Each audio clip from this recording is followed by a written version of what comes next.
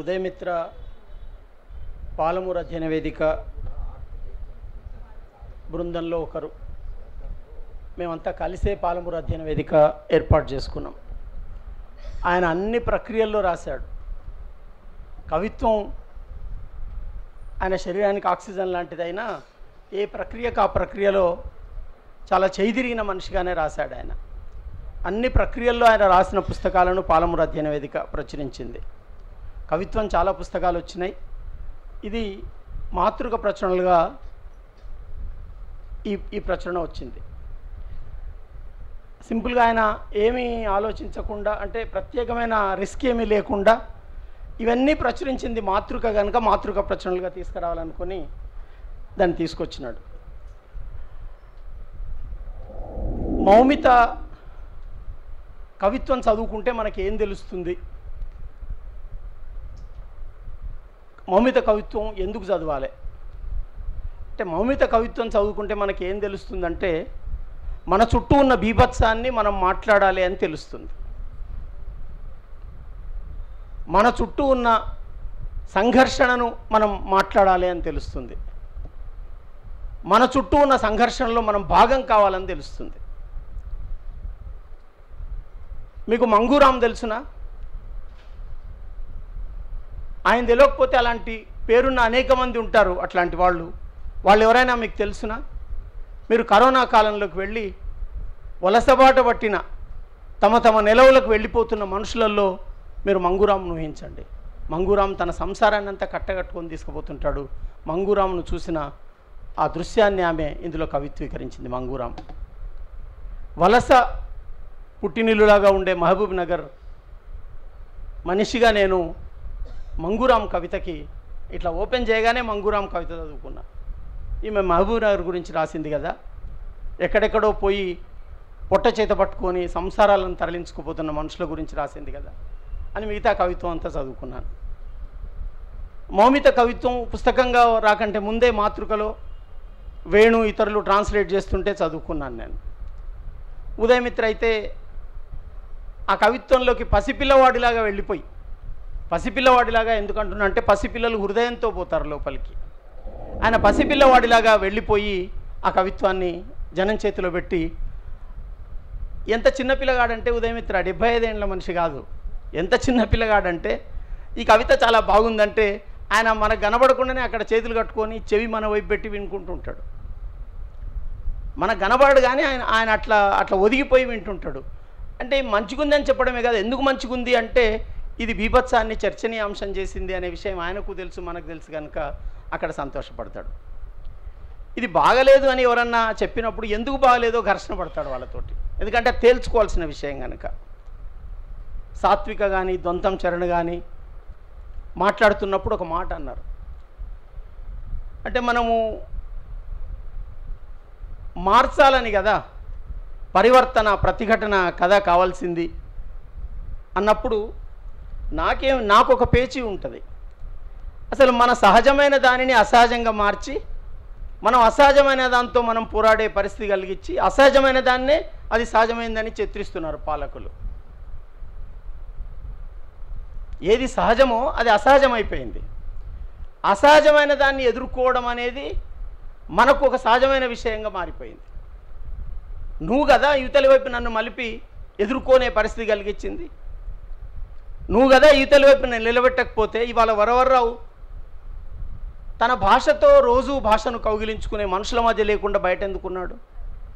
రోజు తన ఉచ్ఛ్వాస నిశ్వాసాలు తన నేల మీద కాకుండా తన మనుషుల మధ్య కాకుండా బందీగా తీసుకునే స్థితికి సాయిబాబా ఎందుకు వెళ్ళిపోయిండు? వీళ్ళందరూ అట్లా ఎందుకు అయినరు అనేది మనం చూసినప్పుడు రెండు దృశ్యాలు మనకు కనబడతాయి. ఒకటేమో భయకంపితం చేసే దృశ్యం, ఎందుకంటే వాడు సాయుధంగా ఉన్నాడు, మనమంతా నిరాయుధంగా ఉన్నాం. మనలో మన వైపున ఎవరైనా ఆయుధం పట్టుకుంటే వాళ్ళను భేష్ అని అనలేని స్థితిలో కూడా మనం ఉన్నాం. నా కోసం ఎవడైనా ఆయుధం పట్టుకుంటే, తన కోసం కాదు నా కోసం ఆయుధం పట్టుకుంటే నీ చేతి ఆయుధం నన్ను రక్షిస్తుందని మనం అనలేకపోతున్నాం. కానీ మనం నిర్మూలించడానికి, నిరాయుధులు నిర్మూలించడానికి వాడు పట్టుకున్న ఆయుధం మనల్ని ధ్వంసం చేస్తుంటే అది కూడా మనం మాట్లాడలేకపోతున్నాం. అదంతా మౌమిత మాట్లాడింది. అందువల్ల గాజా ఆమెకు వస్తూ, మణిపూర్ ఆమెకు వస్తూ, కాశ్మీర్ ఆమెకు వస్తూ, షాహీన్బాగ్ ఆమెకు వస్తూ, ఢిల్లీ ఆమెకు వస్తూ, మైగ్రెంట్ లేబర్ ఆమెకు వస్తూ, చెరచబడ్డ మహిళ ఆమెకు వస్తూ. ఇది ఒక సాయుధుడు చేసిన బీభత్సం. ఆ బీభత్సాన్ని ఆమె కవిత్వం చేసింది. ఆ కవిత్వం ద్వారా ప్రతిఘటనను ఎస్టాబ్లిష్ చేసింది. ఇవాళ కవిత్వం అంటే ప్రతిఘటనే అని అందరూ చెప్తున్నట్టు కవిత్వం అంటే ఒక సామూహిక ప్రతిఘటన. ఆ సామూహిక ప్రతిఘటనకు అవసరమైన అక్షరాలను మౌమిత చెక్కింది.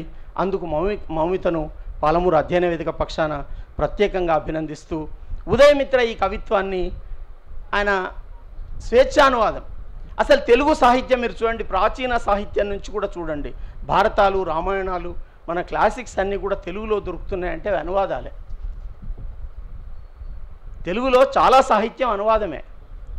దాన్ని పట్టుకొని ఇది యథాతథ అనువాదమా, స్వేచ్ఛానువాదమా, మూల విషయం వచ్చిందా లేదా, ఇట్లాంటి చర్చలు చాలా చేస్తూ ఆ సాహిత్యాన్ని వ్యవస్థీకరించారు.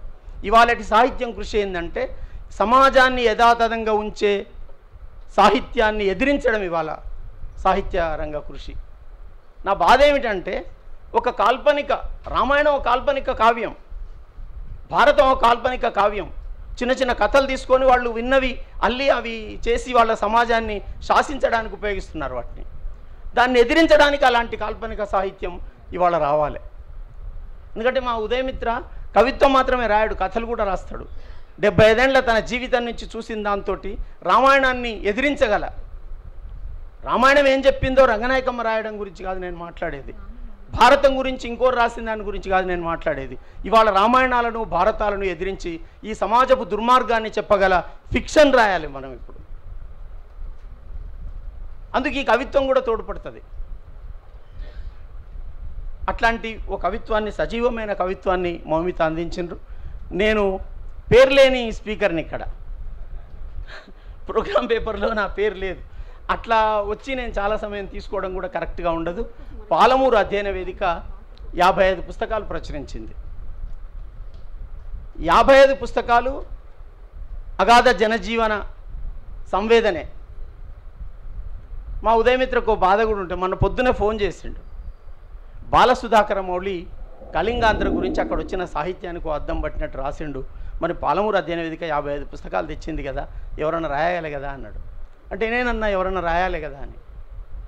మేమేసిన పుస్తకాల గురించి మేమే ఓ బాలసుధాకర మౌళిలాగా రాయడం కాదు. ఈ సమాజంలో మనం కానీ మనల్ని ప్రేమించే బాలసుధాకర మౌళులు ఎవరన్నా ఉంటే వాళ్ళు రాయాలి, అది జరగాలి. అగాధ జనజీవనాలను చూడడానికి సిద్ధంగా ఉంటాం మనం, కానీ మనకు నచ్చిన అగాధ జనజీవనాలే చూస్తాం. మన చుట్టూ చాలా బీభత్సం ఉంటే చూడం. అట్లా పాలమూరు అధ్యయన వేదిక కృషిని కూడా అదొక అగాధ జీవన దృశ్యంలాగా మిగిలిపోయిందేమో. ఎన్నడో నాడు ఎవరైనా చూస్తారులేండి, ఆ పుస్తకాలు అయితే అచ్చయి ఉన్నాయి కదా అని నేను ఆయనకు చెప్పడం జరిగింది. ఇంకొక మాట ఏమిటంటే, నేను ఇవాళ జై శ్రీరామ్ వినాల్సి వస్తున్నదని సాత్విక అన్నది. ఆమె కాదు, నేను మొన్న రాజాపూర్కి వెళ్ళిన 3 నెలలు పనిచేసిన అక్కడ. ట్రాన్స్ఫర్ అయితే పోతుంటే ఆ పిల్లలందరూ ఏడ్చిండ్రు. సరే ఏడిస్తే ఆ క్షణానికి సంబంధించింది అనుకున్నా నేను. ఆ ఎమోషన్స్ ఎట్లా పెట్టుకున్నారంటే వాళ్ళు 22 ఏళ్ల తర్వాత మా బ్యాచ్ పిల్లలను కలుస్తున్నాం, మీరు రావాలని వచ్చిండ్రు. నేను 3 నెలలే కదా ఉన్నది ఇక్కడ.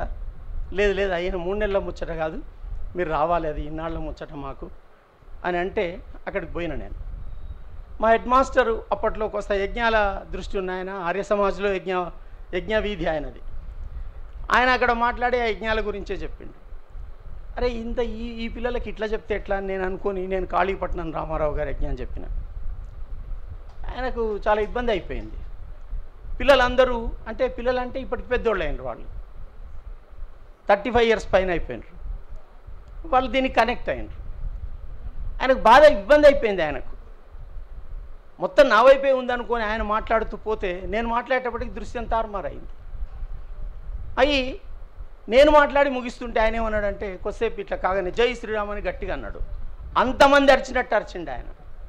అక్కడున్న మొత్తం 55 మంది పిల్లలు ఉన్నారు, ఇంకో 20 మంది వేరే వాళ్ళు ఉన్నారు, పెద్ద హాలు, అందరికి వినబడేటట్టు ఒక్కడే గట్టిగా అరిచిండు అనమాట. అరిచి ఆగకుండా చప్పట్లు కొడుతున్నాడు. సక్సెస్ ఏంటంటే ఎదురుగున్నోళ్ళు ఎవరు చప్పట్లు కొట్టలేదు, ఎవరు చప్పట్లు కొట్టలేదు. నేను నిలబడేటప్పటికీ నా వైపు చూస్తూ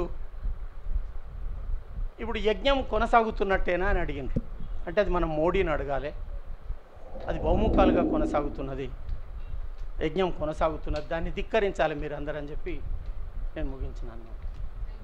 అది జరుగుతున్న విషయం కనుక మనం యజ్ఞాలను ధిక్కరించే అంటే మనమే ఒరిజినల్, మనం ఆల్టర్నేటివ్ కాదు. ఈ భాష ఎప్పుడో మార్చుకోవాలని నా అభిప్రాయం. మనం ఆల్టర్నేటివ్ కాదు, మనమే సహజము, వాడు అసహజం, వాడిని మనం దెబ్బ కొట్టాలి.